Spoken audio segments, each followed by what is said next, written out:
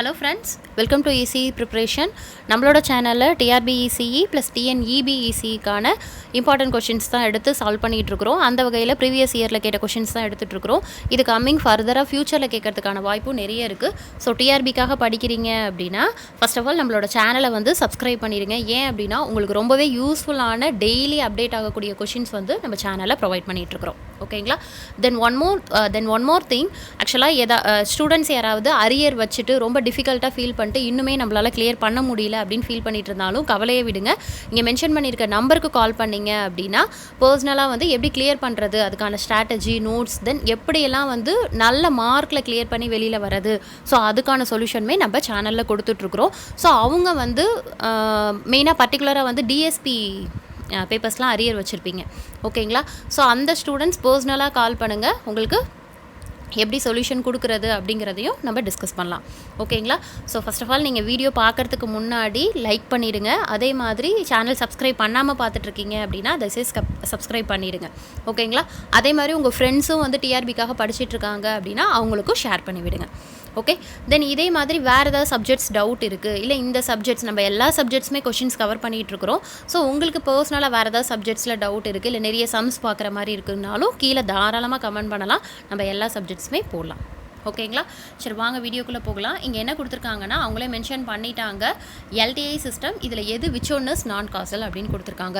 ஆக்சுவலாக நம்ம இப்போ வந்து டிஎஸ்பி கொஷின்ஸ் தான், அதாவது டிஎஸ்பி சப்ஜெக்டில் இருக்கக்கூடிய கொஷின்ஸ் தான் எடுத்து டிஸ்கஸ் பண்ணிகிட்ருக்குறோம். அதில் எல்டிஐ சிஸ்டம் டாபிக் எடுத்து நம்ம பண்ணிகிட்ருக்குறோம். இதில் என்ன கொடுத்துருக்காங்கன்னா எல்டிஐ சிஸ்டம்னு கொடுத்து இதில் எது நான் காசல் அப்படின்னு சொல்லி கேட்டிருக்காங்க. ஓகே, நான் காசலோட கண்டிஷன் என்ன? ஆக்சுவலாக எல்டிஐ சிஸ்டம் புதுசாக இருக்குது அப்படின்லாம் நினைக்க வேணாம். எல்டிஐ சிஸ்டம் அப்படிங்கிறது வந்து என்னது, same as classification systems. So classification of சிஸ்டம்ஸோட கான்செப்ட் தெரிஞ்சது அப்படின்னாலே நம்ம இது ஆன்சர் வந்து ஈஸியாக போட்டு போயிடலாம். ஸோ அதில் பார்த்தீங்கன்னா நான் காசலோட கண்டிஷன் மட்டும்தான் உங்களுக்கு தெரியணும். ஓகேங்களா? ஸோ நான் காசலோட கண்டிஷன் தெரிஞ்சதுன்னா ஓகே, நான் காசலோட கண்டிஷன் வந்து என்ன அப்படின்னா என்னோட ஃபியூச்சர் வேல்யூவை டிபெண்ட் பண்ணியிருக்கு, என்னோட ப்ரெசென்ட் அவுட்புட் ஃபியூச்சர் வேல்யூவை டிபெண்ட் பண்ணியிருக்கு அப்படின்னா இட் ஷுட் பி ஏ நான் காசல் அப்படின்னு பார்த்துருப்போம். ஓகேங்களா? ஸோ நீங்கள் இப்படி ஒவ்வொன்றா செக் பண்ணி பாருங்கள். ஃபியூச்சர் வேல்யூ அப்படின்னாலே என்ன, அதுக்கான ஷார்ட்கட் என்ன அப்படின்னா, எனக்கு இது வந்து நான் என்னென்னா கண்டிஷன் சொல்லிகிட்டு இருக்கேன்ப்பா, இன்னும் நான் சொல்யூஷனுக்கே வரல.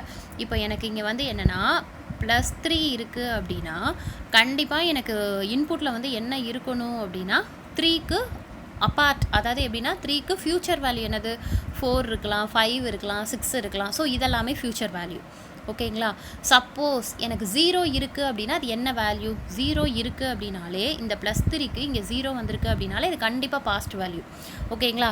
ஸோ கேட்கலாம், மேம் எப்படி மேம் 0ங்கிறது வந்து பாசிட்டிவ் வேல்யூ தானே, நீங்கள் அதை எப்படி பாசிட்டிவ் வேல்யூ சொல்கிறீங்க அப்படின்னா நம்பர்ஸை வச்சு கன்சிடர் பண்ணக்கூடாது, இங்கே கொடுத்துருக்கக்கூடிய அவுட்புட்டை வச்சு தான் சொல்லணும். எனக்கு இங்கே இருக்கக்கூடிய அவுட்புட் வந்து என்ன கொடுத்துருக்காங்களோ அந்த வேல்யூக்கு முன்னாடி போணுச்சுன்னா ஃபியூச்சர் வேல்யூ, பின்னாடி வந்துச்சு அப்படின்னா பாஸ்ட் வேல்யூ. அதே வேல்யூவே, அதாவது ஃபார் எக்ஸாம்பிள் 3A கொடுத்துருக்காங்க அப்படின்னா தட் இஸ் ப்ரெசன்ட் வேல்யூ.